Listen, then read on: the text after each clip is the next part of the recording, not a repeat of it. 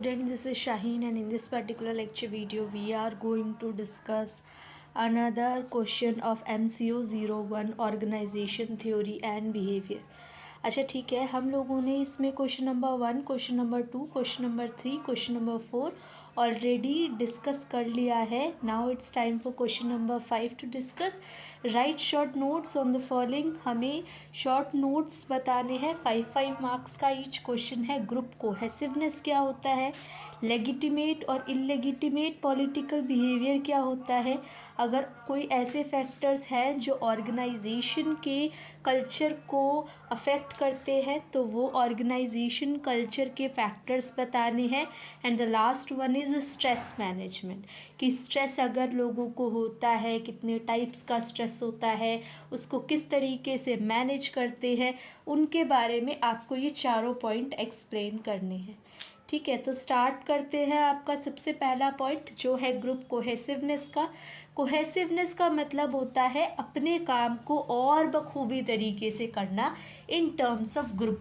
क्योंकि individual level पे तो हर एक पर्सन बहुत अच्छे तरीके से काम कर लेता है, लेकिन when it comes about the group और द टीम तो थोड़ी सी प्रॉब्लम होती है. तो इसीलिए बोल रखा है अपने ग्रुप को, अपने गोल को अचीव करने के लिए हमें ग्रुप के गोल्स को भी ध्यान रखना पड़ता है. तो बहुत सारे फैक्टर्स हैं जो कि ग्रुप कोहेसिवनेस को अफेक्ट करते हैं, जैसे कि शेयर्ड गोल्स एंड ऑब्जेक्टिव. इसको आप हाईलाइट कर सकते हो. ठीक है, ये जो पॉइंट्स हैं इनको आप हाईलाइट कर सकते हो. शेयर्ड गोल्स एंड ऑब्जेक्टिव, जहाँ पे आप गोल को, ऑब्जेक्टिव्स को एक क्लियर सेट में डेवलप करके रखोगे और फिर उसको क्या करोगे, टाइम टू टाइम एनालाइज करोगे. इंटरपर्सनल अट्रैक्शन ये ज़रूरी है और इसकी वजह से कभी कभी कॉन्फ्लिक्ट्स भी अराइज होती है, क्योंकि अलग अलग बैकग्राउंड के लोग आपस में मिलते हैं और उसकी वजह से कहीं ना कहीं एक तरीके का बैरियर भी फेस करने के लिए मिल सकता है. स्मॉलर ग्रुप्स आर जनरली, जो छोटे ग्रुप्स होते हैं उसमें तो क्षमता जो इकट्ठा रहने की वो ज़्यादा होती है, क्योंकि वो आसानी से बातचीत कर सकते हैं. कोहेसिवनेस का मतलब बेसिकली यहाँ पे ये है कि कैसे लोग इंटरेक्ट करते हैं और अपने ग्रुप को संभालने की बात करते हैं. ग्रुप स्टेबिलिटी का क्या मतलब है यहाँ पे, कि group over the period of time strong होना चाहिए, उनकी रिलेशनशिप वीक पॉइंट्स पे नहीं जानी चाहिए. Next one is positive group norms. अगर आप ग्रुप के बीच में एक अच्छा रिलेशनशिप मेंटेन करके चलोगे तो एक पॉजिटिव और एक ट्रस्ट मेंटेन होगा आपका लोगों के बीच में.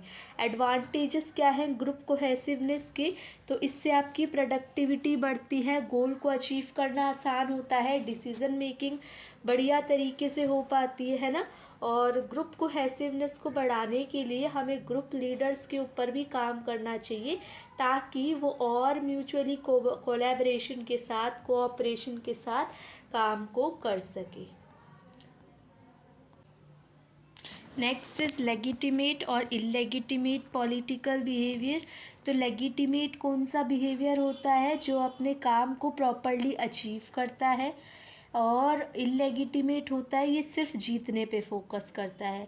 यहाँ पे प्रेजेंट रीज़न आर्ग्यूमेंट्स, यहाँ पे इमेजेस, आर्ग्यूमेंट, एड होमिनम, इस तरीके की फ्रेजेस यूज़ होते हैं.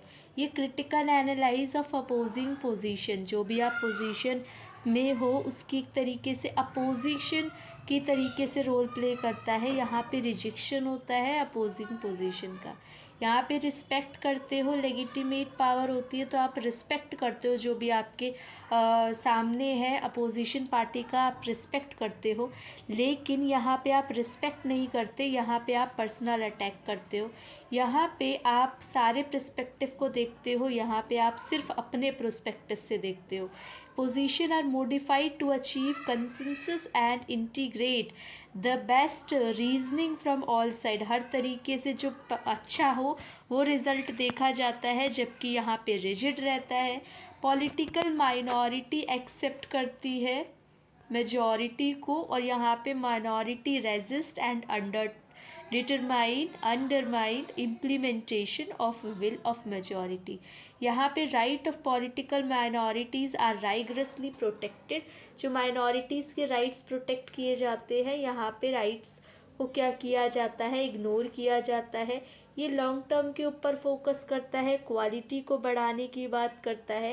ये शॉर्ट टर्म के ऊपर फोकस करता है ऑफ डैमेज टू के सी वाले पार्ट की factors influencing organizational culture. Organization culture को जो अफेक्ट करते हैं वो कौन कौन से पॉइंट्स हैं।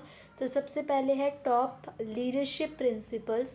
तो किस तरीके की पॉलिसीज़ है, आप ग्रेट लीडर को देखते हो, उनकी स्ट्रैटेजीज़ फॉलो करते हो, उनको फॉलो करते हो ताकि आप एम्प्लॉय से रिज़ल्ट निकलवा सको। ठीक है, नेक्स्ट वन इज़, इसमें एग्जांपल्स भी दे रखे हैं। ठीक है, मैंने एग्जांपल भी मेंशन किए हैं इसमें। Next is nature of business. Business के ऊपर भी डिपेंड करता है, बिजनेस के नेचर के ऊपर भी डिपेंड करता है किस टाइप का आपका बिजनेस है, उसके ऊपर से भी फ़र्क पड़ता है कि ऑर्गेनाइजेशन का कल्चर कैसा है, कैसे आप फील करवाते हो एम्प्लॉयज़ को। ठीक है, एम्प्लॉयज़ कैसा फील करते हैं, सेटिस्फाइड है नहीं। कंपनी की values, policy and work, company का सिद्धांत क्या है, काम करने का तरीका क्या है, उनके ऊपर भी। एम्प्लॉय जो है वो लोगों के बीच में एक ट्रस्ट डेवलप करता है और पॉलिसीज़ के ऊपर काम करता है, डिफरेंट प्रोसीजर्स के ऊपर काम करता है। True path, we ask our employees to identify and define the fundamental truth. ठीक है, तो ट्रू प्रिंसिपल पे काम करता है। अब ये ट्रू प्रिंसिपल क्या है, ये 1 2 3 4 5 पॉइंट्स हैं, जिसमें ट्रस्ट आ जाता है, क्लाइंट की advocacy, integrate in communication, growth and learning mindset और positive team. Next one is client and external party भी ऑर्गेनाइजेशन कल्चर को बनाने या बिगाड़ने में काम करती है। क्लाइंट कैसे हिस्सा हुए कल्चर का, तो यहाँ पे अलग अलग जो क्लाइंट हैं वो एम्प्लॉय को अफेक्ट करते हैं, एम्प्लॉय की सक्सेस में या उसका जो फीडबैक होता है, इसीलिए वो इम्पॉर्टेंट होता है। Next one is recruitment and selection. Recruitment कैसे ज़रूरी है, क्योंकि जब आप लोगों को हायर करोगे, अगर उसी टाइम पे आपने गलती कर दी तो यहाँ पे कल्चर क्या होता है, इससे अफेक्ट भी होता है। हाई ग्रोथ के लिए आपको रिक्रूटमेंट करते वक्त, सिलेक्शन करते वक्त, ट्रेनिंग के टाइम पे ध्यान रखने वाली बात होती है।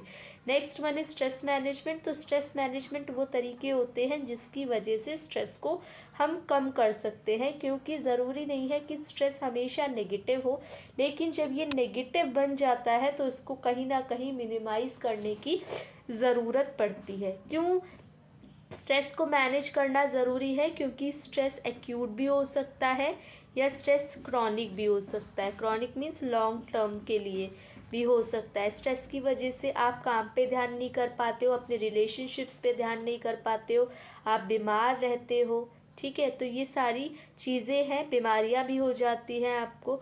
और अगर आप स्ट्रेस फ्री रहते हो तो काफ़ी ज़्यादा आप एनर्जेटिक महसूस करते हो।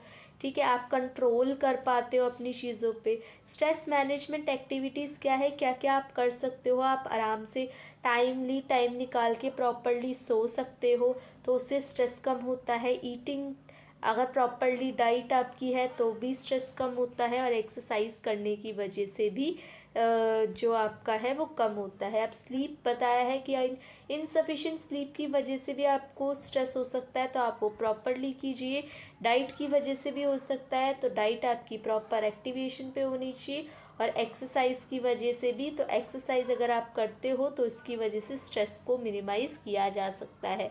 अब एक्सरसाइज में यहाँ पे वॉकिंग, स्विमिंग और योगा जैसे पार्ट है। तो that is all about question number 5, जो कि पार्ट 5 हम सॉरी हम लोगों ने कंप्लीट कर लिया है। MCO 01 भी कंप्लीट हो गया अब हमारा। अब हम नेक्स्ट असाइनमेंट की तरफ बढ़ेंगे। आप लोगों से रिक्वेस्ट है, टाइमली असाइनमेंट कंप्लीट कर लो। PDF की रिक्वायरमेंट है तो कमेंट सेक्शन में मेंशन कर देना, मैं PDF अवेलेबल करवा दूंगी आपको। बाकी आप लोगों से नेक्स्ट लेक्चर वीडियो मिलते हैं। Thank you for watching and be happy students.